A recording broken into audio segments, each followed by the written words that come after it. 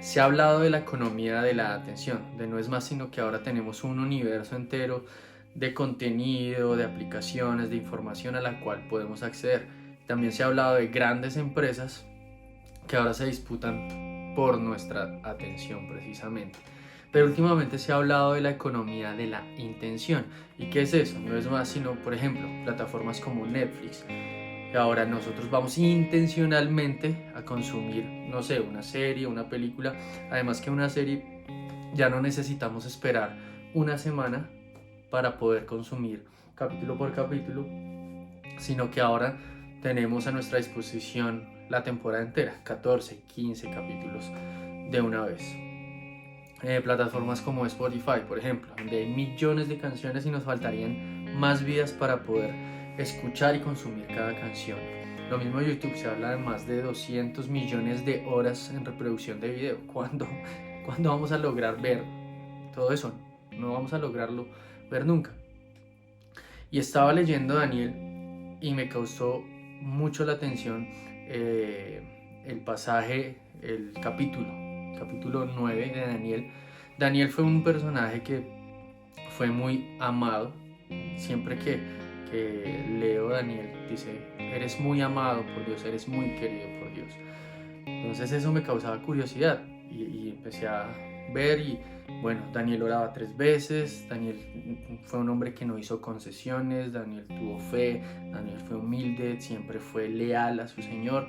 Y en este capítulo él dice, bueno, yo estaba leyendo las escrituras, me encontré con un pasaje de Jeremías y logré entender lo que Dios le comunicó a Jeremías acerca de los 70 años que iba a durar la desolación de Jerusalén. Y oré.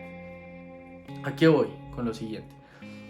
Eugene Peterson es un autor que a mí me gusta mucho y él tiene una frase acerca de la oración. La oración es el lenguaje que presta atención a Dios para responderle. Y así como todo, Dios lo inicia primero. Dios nos amó primero, por eso le amamos. Dios nos dio, por eso le damos. Dios nos habla, por eso oramos, por eso le hablamos. Y esto me pareció muy importante.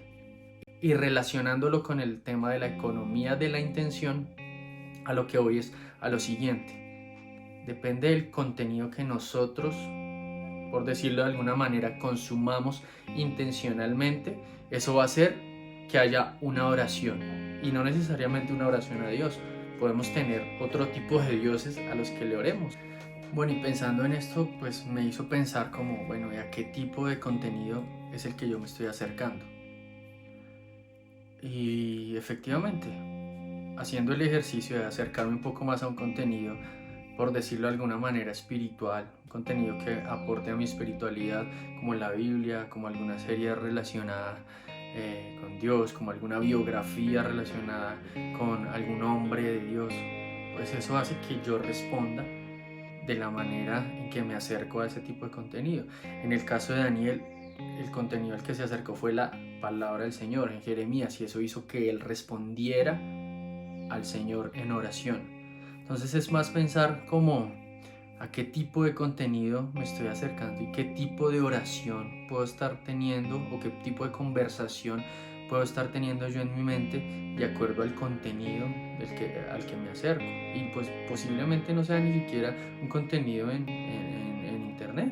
Puede ser un contenido en una revista, puede ser un contenido en una conversación con los amigos, puede ser cualquier tipo de contenido que yo, al que me acerque y que está haciendo eso en mi mente, cómo está haciendo que yo responda ante eso. Nos han vendido la idea que ahora necesitamos estar conectados con el mundo, conectados con todos, pero a veces es necesario como que desconectarnos un poco para conectarnos con nosotros mismos y con el Señor.